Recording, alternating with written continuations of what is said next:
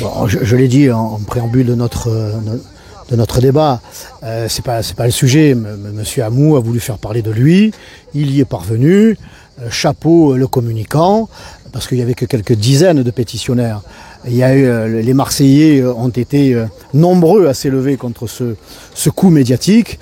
En tout cas, ça a permis, et là je vous félicite, je vous remercie Monsieur Hamou, ça a permis de rappeler, ça a permis aux Marseillais de rappeler qu'on ne touche pas à Notre-Dame de la Garde, que Notre-Dame de la Garde et ce qu'elle porte évidemment, c'est le, j'allais dire non seulement le symbole, mais les racines historiques cultuelle de Marseille. Vous avez, grâce à vous, Monsieur Hamou, on a pu rappeler que Marseille était chrétienne, que ses racines étaient chrétiennes. Donc je vois dans votre démarche, vous voyez, ce côté positif. Parce que si vous aviez voulu, j'allais dire, marier l'utilité, la cohérence d'une salle de shoot avec un lieu de culte, il aurait peut-être fallu demander aux autorités de la mosquée de la Porte d'Aix d'ouvrir leurs portes, puisque il y a de nombreux, c'est dans tous les articles de presse, hein, les consommateurs de drogue les plus durs sont autour de la gare Saint-Charles, et notamment boulevard Chardonnay-Délec, autour, à côté du parc là qui est en face de l'Arc de Triomphe, et la mosquée de la Porte d'Aix se trouve juste là. Donc si vous aviez été cohérent, Monsieur Hamou, vous auriez proposé cette ouverture de salle de shoot à la mosquée de la Porte d'Aix. Mais évidemment, vous ne l'avez pas fait parce que vous auriez reçu de la part des autorités de cette mosquée une fin de non-recevoir et peut-être de façon plus virile. Et je les aurais soutenus, je les aurais compris dans leur démarche. Donc vous avez fait le buzz. Mais le sujet, c'est pas celui-là. Le sujet, c'est la salle de consommation à moindre risque. Vous l'avez dit, Monsieur Hamou, à moindre risque. Ça veut dire que cette salle ne va servir qu'à consommer de la drogue, pas à vous en éloigner, pas à vous soigner, mais à faciliter la prise de drogue les plus violentes, les plus dures, et sans jamais en réalité mettre les moyens sur la prévention, c'est évidemment trop tard, mais sur le soin, sur la désintoxication, ce pourquoi je milite, ce pourquoi je comprendrais qu'on ouvre un centre dans un hôpital. Voilà, il faudrait quelque chose, il faudrait, je dirais, des moyens qui soient mis à la disposition d'une clinique, d'un hôpital pour accueillir ce public qui est malade, appelez-le comme vous voulez, et qui a besoin de soins, pas d'être accompagné vers la mort, mais d'être raccompagné vers la vie. C'est là la différence entre vous et moi, Monsieur Hamou, c'est que par facilité, par mode, considérant que ce sont des victimes qui ne peuvent pas s'en sortir, que c'est difficile. Vous disiez tout à l'heure que ça sera difficile, que ça sera long de faire admettre. Eh bien oui, ça sera difficile et ça sera long de les soigner. Mais moi, je préfère que ça soit long pour les soigner plutôt que ça soit long pour leur permettre de continuer à se droguer. C'est là où notre démarche diverge, et je vois pas pourquoi qualifier mes propos, je fais des amalgames. Moi, il me semble que je suis terriblement dans la réalité. Parce qu'encore une fois, quand il y a eu ce projet au boulevard de la Libération, il y a eu une manifestation des habitants. Je leur ai pas demandé s'ils étaient d'extrême droite, d'extrême gauche, d'extrême ce que vous voulez, d'extrême centre. C'était des parents qui votaient sûrement pour une partie à gauche et qui ont vu du jour au lendemain l'idéologie frapper à leur porte, à la porte de l'école de leurs enfants, à la porte des établissements scolaires de leurs enfants, à la porte des commerçants. C'est-à-dire, ça prenait une réalité concrète dans leur quotidien, et là c'est plus pareil. Là, c'est plus pareil. On n'est plus les militants d'une idéologie prétendument bienveillante. On est dans le réel, et le réel, vous le chassez, il revient au galop. Et à ce moment-là, vous avez une écrasante majorité des gens qui n'en veulent pas. Et c'est ce premier élément, Monsieur Hamou, qu'il faut prendre en compte. Que pense le public, que pensent les Marseillais? Vous soutenez une majorité à Marseille qui mène une politique qui se veut être plus inclusive, plus verte et plus démocratique. Eh bien, soyons attentifs à la démocratie et demandons aux Marseillais ce qu'ils en pensent lorsqu'il est envisagé l'installation d'une salle de consommation de drogue à moindre risque. Vous utilisez vous-même ces termes-là. Et vous verrez à mon avis, et par expérience, ils seront unanimes, enfin, pas unanimement, peut-être qu'il y en aura quelques-uns comme ça, mais de façon, une large majorité qui s'y opposera. Et pour terminer, l'exemple parisien, les habitants n'en peuvent plus. Quand vous les interrogez, ils vous racontent qu'il y a des bagarres, ils vous racontent qu'il y a des trafics, ils vous racontent qu'on urine à tous les coins, qu'il y a du trafic, évidemment. C'est ça la réalité, parce que si ça avait été un succès, la salle de shoot à Paris, il y en aurait déjà une douzaine en France. Il y en aurait peut-être même davantage. La réalité, c'est qu'on n'arrive pas à prouver que c'est une réussite. Donc, on essaie de trouver de faux prétextes, encore une fois, de bienveillance et de solidarité. Le résultat, il est là. C'est que ces personnes qui sont addictes continuent à l'être parce qu'on ne leur propose pas d'autre choix que de les accompagner dans la drogue à des risques moindres. Donc c'est pas du tout la philosophie qui est la mienne. Monsieur Hamou, vous avez parfaitement compris ce que je dis, mais vous voulez me faire tenir des propos que je n'ai pas tenus. Moi, je suis pour une politique de soins, d'accompagnement du soin. Et le soin ne passe pas par l'incitation ou la facilitation à consommer de la drogue. Moi, je suis pour prendre ce public en charge dans un cadre approprié pour la désintoxication, pour les aider à se débarrasser de cette addictologie, de cette saloperie, et pas du tout pour les accompagner ou faciliter la consommation de ces produits qui sont les plus durs. Parce que là, on parle évidemment de cocaïne, on parle de crack maintenant, il y en a de plus en plus à Marseille. Donc c'est une addictologie à des produits extrêmement violents.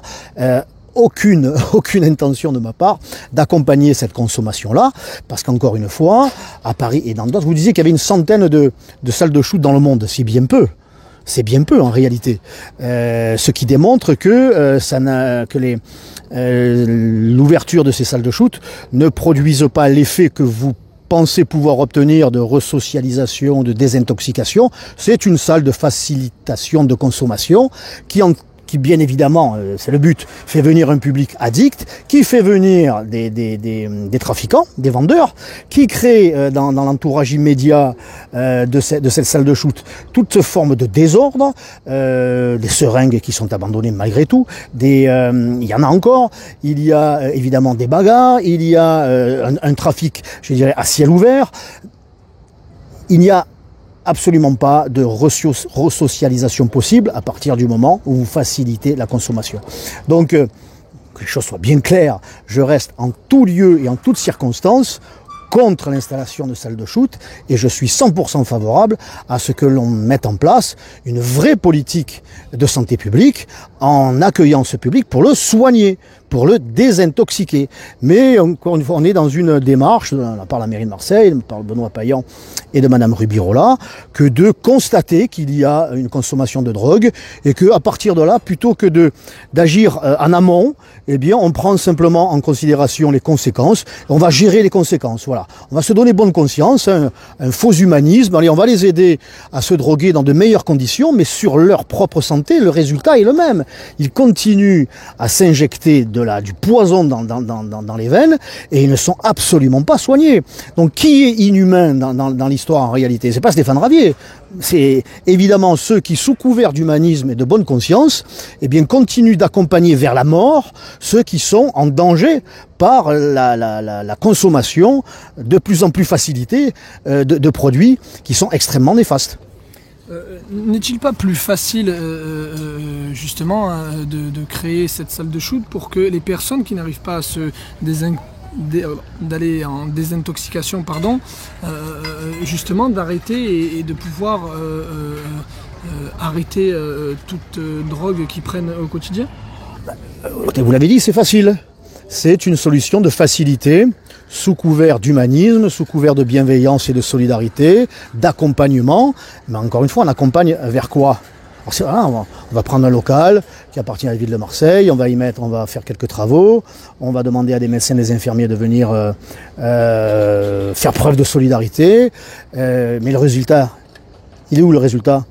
Parce que la salle de shoot ouverte à Paris, à Strasbourg, on attend toujours une commission d'enquête parlementaire, on attend toujours un rapport du ministère de la Santé pour savoir si ça a eu un effet positif. Or, on n'a rien encore à ce jour, rien du tout.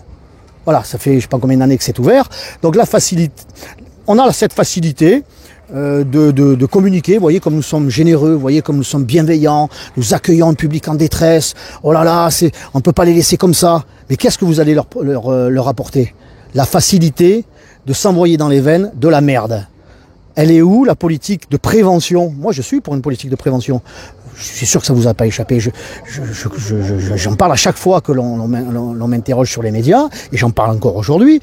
D'abord la prévention, dans les écoles, dans les clubs de sport, les parents, comment dire, le politique. Il faut arrêter de faire croire que certaines drogues sont des drogues festives, que finalement c'est pas si grave que ça. Même le shit. Le shit, quand vous fumez des bambous toute la journée, pendant des années, vous avez le cerveau, il est irréversiblement atteint. C'est extrêmement violent le shit quand vous le consommez de façon et il est de plus en plus fort évidemment. Donc où elle est la politique de prévention? Elle n'existe pas. Donc, moi je souhaite qu'elle soit mise en place pour qu'on ait bien conscience que du shit jusqu'au crack c'est de la merde et que lorsqu'un public est malheureusement, j'allais dire, contaminé par ces produits, quels qu'ils soient, eh bien, il faut le soigner, vraiment le soigner, y mettre les moyens, et pas simplement l'accompagner vers la facilité, vous l'avez dit, vers la facilité de consommer, parce qu'on n'en sortira jamais comme ça. Je ne disais pas que c'était une... Moi, je propose de la prévention, je propose de l'accompagnement vers le soin, et je suis qualifié comment dire, de communicant au mieux, que je suis dans le buzz, que je pense être au contraire extrêmement cohérent en ayant le courage quelque part de vouloir agir en amont, c'est-à-dire avoir conscience que la ville est évidemment envahie par ce fléau qu'est la drogue, pour moi il y a la drogue, pas les drogues, il n'y a pas de festive, pas festive, il y a des drogues qui sont extrêmement néfastes pour lesquelles il faut du temps et d'autres drogues qui en quelques jours, en quelques semaines vous ruinent la santé. Donc toutes les drogues sont à combattre par la prévention, faire savoir qu'il n'y a pas de... Il faut cesser avec ces mecs du showbiz qui disent ah, c'est formidable la drogue, c'est merveilleux. Et c'est politique aussi qui font passer la drogue pour un élément festif. C'est de la merde la drogue, de la merde. Et il y a différents niveaux de merde. Donc la prévention, dans le sport, dans la santé, à l'école, les parents doivent être sensibilisés. Vous voyez, je prends le problème à la racine. Je combats férocement, sans aucune pitié, les trafiquants, que ce soit le chouf jusqu'aux gros trafiquants qui se trouvent dans d'autres pays, ça on en a bien conscience, toujours les mêmes les pays d'ailleurs. Hein.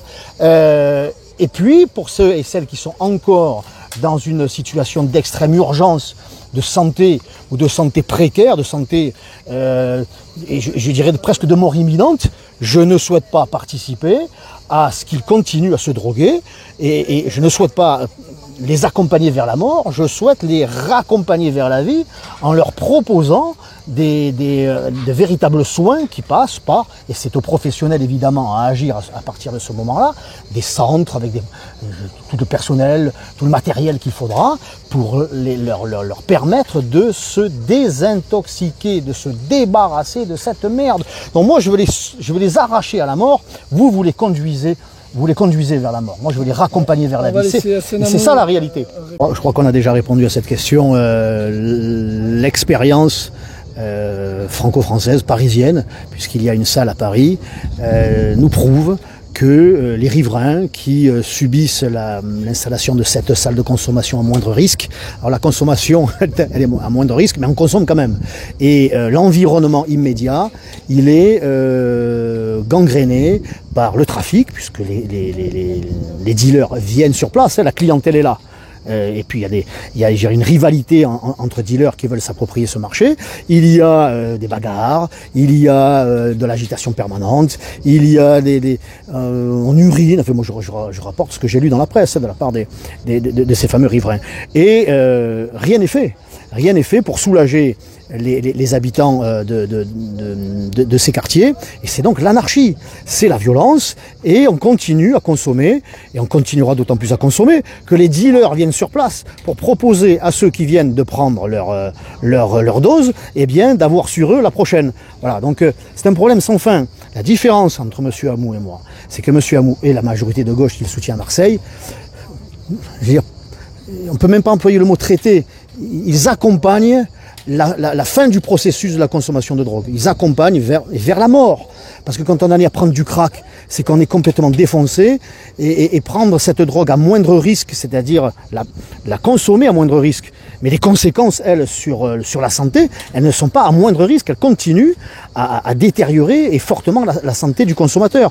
Donc, Monsieur Hamou, lui, gère la fin du processus, et moi, je veux nous donner les moyens et avoir le courage d'agir en amont pour qu'il n'y ait pas de consommation, qu'il y en ait le moins possible, pour qu'à la fin, il y en aura toujours quelques-uns, et que l'on ait à la fin, et que ça ne soit pas une fin, mais qu'on ait un système de santé, de protection de la santé, en ayant une politique de désintoxication, de permettre à ces gens de se débarrasser de leur addiction. Je ne vois pas où est la faiblesse de mon propos, où est la volonté simplement de buzzer. C'est au contraire une volonté vraiment de prendre en considération la santé d'abord, et puis encore une fois la sécurité publique à laquelle tous les Marseillais ont droit, et qu'ils réclament tous d'ailleurs, Monsieur Hamou, Intéressant ce que vient de dire M. Hamou. Il a parlé de santé publique, de politique de santé publique, et d'apporter des soins à ces dépendants de la drogue, et des drogues évidemment les plus dures. Quand on s'inscrit dans une politique de soins, on ne peut pas dans le même temps favoriser une politique de consommation de drogue. Le soin, c'est venir en aide effectivement à ceux qui sont... Moi je suis tout à fait favorable à leur venir en aide, mais pour les soigner, pas pour les inciter à continuer à se droguer, parce que c'est ça, hein, c'est qu'ils viennent dans une salle avec leurs produits, hein, qui seront achetés évidemment en toute illégalité. Ils arrivent dans cette salle et on leur permet, en présence d'infirmiers, de médecins, d'avoir, un confort pour s'administrer les doses de leur drogue. Donc ça, c'est pas un soin, ça. Ça, c'est une sorte d'euthanasie qui ne dit pas son nom. On les accompagne vers la mort. On ne les accompagne pas vers le soin. C'est donc là, dès le départ, les mots ont un sens. Il ne s'agit donc pas de venir en aide à des dépendants de drogue, mais à les aider à se droguer. Ce qui, évidemment, conduit un milieu, la création d'un milieu tout autour de cette salle de shoot, qui va être un foyer de trafic en tout genre, de violence, car c'est comme ça que ça se produit. Il y a déjà une salle de shoot à Paris, depuis un certain nombre d'années, et les témoignages sont unanimes, parce qu'on l'implante justement au cœur d'un quartier de vie, où il y a des commerçants, où il y a des familles qui mènent leurs enfants à l'école. Pardonnez-moi si je vais un peu vite, mais le projet le plus sérieux, parce que là on a parlé de Notre-Dame-de-la-Garde, M. Hamou a voulu faire le buzz et il y est parvenu, mais ce n'était évidemment pas sérieux. Moi-même je n'ai pas réagi. J'ai trouvé ça malin pour faire parler de soi. Mais pour ce qui est de la salle de shoot en tant que sujet sérieux, c'est le projet Boulevard de la Libération qui avait un sens, puisqu'il était proche de la zone de consommation, de présence et de consommation des drogués. Et justement, elle était prévue où, cette salle de shoot? À quelques centaines de mètres d'une école, d'un collège, avec des commerçants. Et évidemment que les riverains se sont élevés unanimement contre ce projet. Unanimement, parce que la première des préoccupations que l'on doit avoir, c'est est-ce que la population qui va accueillir cette salle de shoot, ces drogués, ces trafiquants qui viendront évidemment essayer de vendre leurs produits, est-ce qu'ils sont d'accord? Est-ce qu'ils sont d'accord? La moindre des choses, c'est de demander, dans un premier temps, aux riverains de cette salle potentielle, s'ils sont d'accord avec ce projet. Et partout où l'on envisage l'installation de cette salle, eh bien, il y a un rejet, massif, quasiment unanime. Même Madame Sophie Camard, qui est maire, je crois, du 1er 7e arrondissement, du 1-7, lorsqu'il s'est agi d'implanter sa salle de shoot sur son secteur, s'est élevée contre ce projet. Et évidemment, une salle de shoot, c'est comme les éoliennes. C'est bien, mais pas à côté de chez soi. C'est toujours bien, mais ailleurs. Bon, voilà, un peu cette gauche qui n'assume pas. Voilà, c'est sur son programme, elle le clame, et puis au moment où il faut l'implanter, eh bien, quand c'est au pied de chez soi, eh bien, on n'en veut pas. Donc, on ne peut pas, en résumé, on ne peut pas parler déjà de soins et de politique de santé publique quand on accompagne un public de drogués avec des drogués plus durs vers plus de drogue. Ça n'a pas de sens, c'est même un contresens.